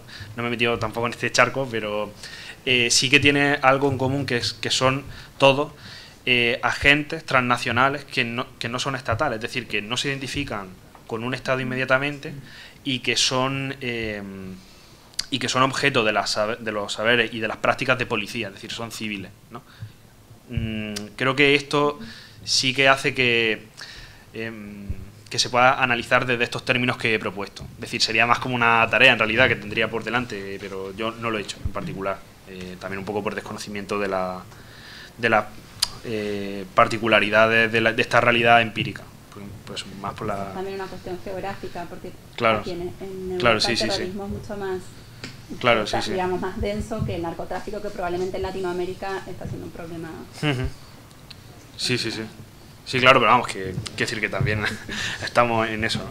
Y luego, respecto a cómo pienso las fronteras, no conozco la noción de membrana en Simondon. Yo cuando habla de membrana, filtro, bueno, al final estoy intentando explotar las implicaciones semánticas de este tipo de metáforas que se utilizan, con las que estamos muy familiarizados, y que se utilizan al final son de naturaleza fundamentalmente hídrica, ¿no? De hidráulica, de naturaleza de cómo filtrar, cómo hacer permeable, cómo hacer impermeable, cómo desviar, cómo canalizar, ¿no? O sea, son las metáforas, por ejemplo, a través de las cuales se describe pues los flujos migratorios, ¿no? Se describe pues qué hacer con las masas de refugiados, ¿no? Cuando toda esta ola que hubo hace unos años, otra, es que salen solas, ese es un poco el punto, ¿no?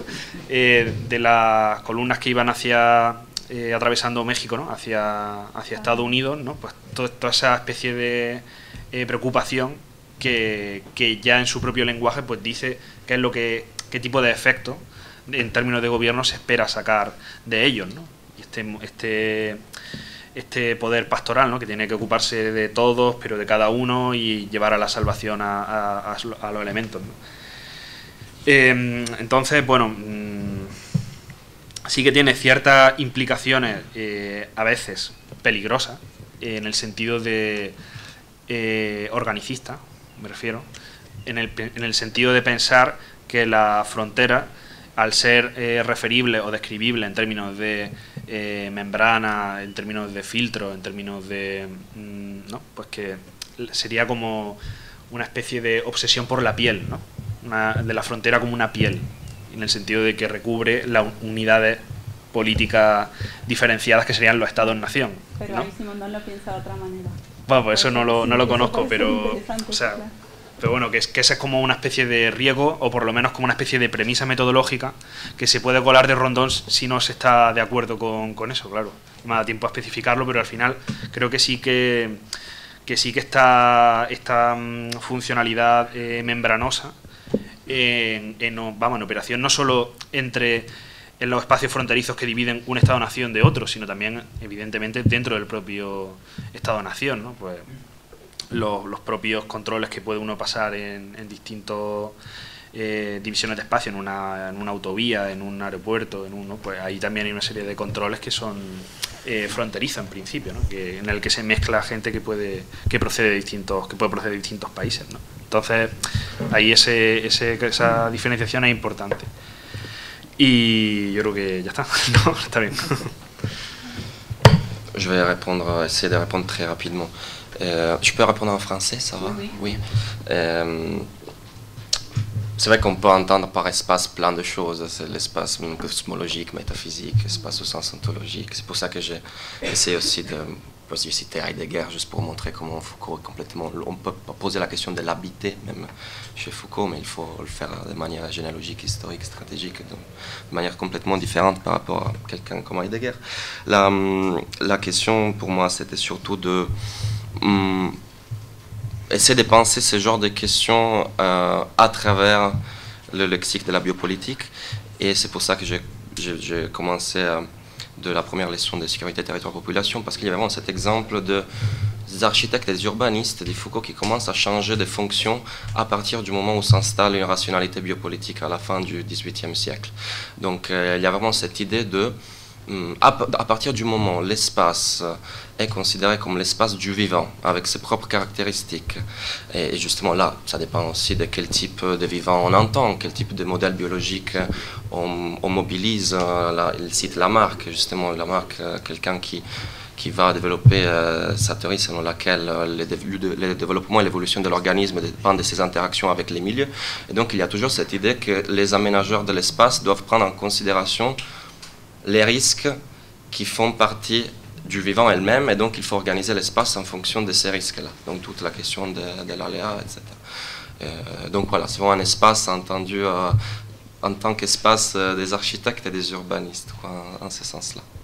Donc oui, l'expression gouvernement du temps par les biais de l'espace, c'est un peu exagéré peut-être, mais c'était un peu pour donner l'idée de comment articuler cette question-là de l'incertitude avec celle d'une construction, une production spatiale très très concrète comme espace de vie quotidien au final. Voilà. Merci. Muy bien, pues terminamos aquí y a las 6 tenemos la siguiente sesión. Muchas gracias.